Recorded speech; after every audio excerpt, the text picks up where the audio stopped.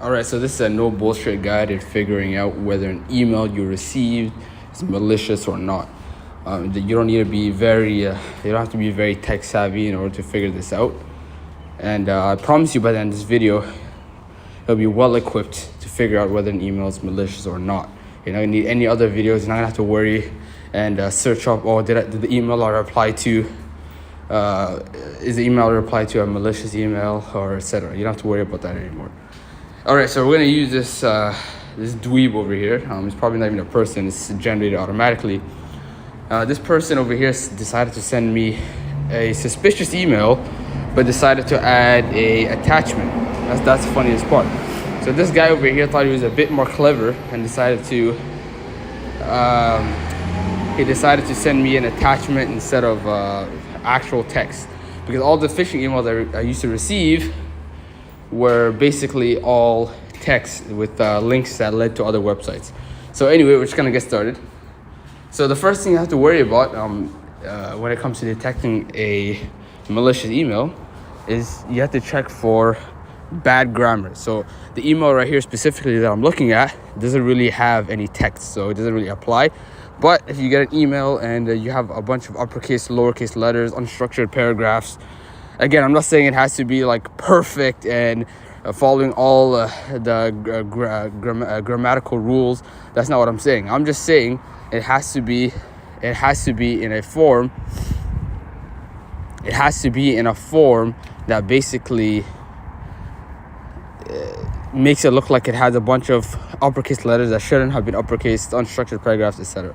So if you see that, then that's the number one sign that the email you received is malicious. Okay, and if you're wondering why that happens, the reason that happens is because these emails are usually generated automatically. So when they're automating this process, the text doesn't come out really well because it's not being checked and edited and properly designed, right?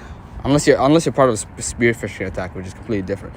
But let's not get off track. Okay, so the second thing you have to look at, okay, step number 2, is checking the email of the person who sent you the email. Okay, so if I press this person's email over here, you can clearly see that that's not a normal person email.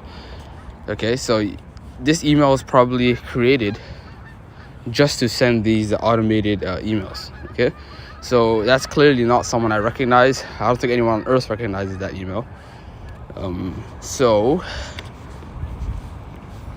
to make sure to not fall for something like this, you have to make sure that the email of the person is recognizable to you.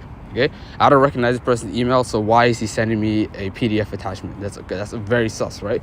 Trying to flick me with some type of malware, or trying to get me to open an attachment that leads me somewhere else, right? So either way, it's pretty bad. So if you get an email from someone that you don't recognize and it's telling you to do things or to open attachments, that's a big red flag.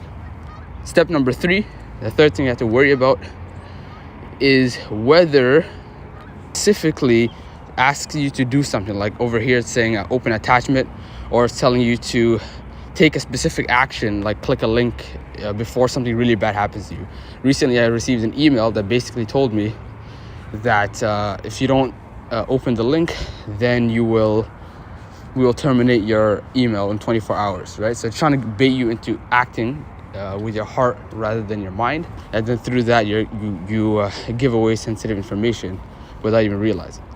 So that's basically it. So if you follow these steps, you're never going to need you're going to know without a shadow of a doubt whether an email is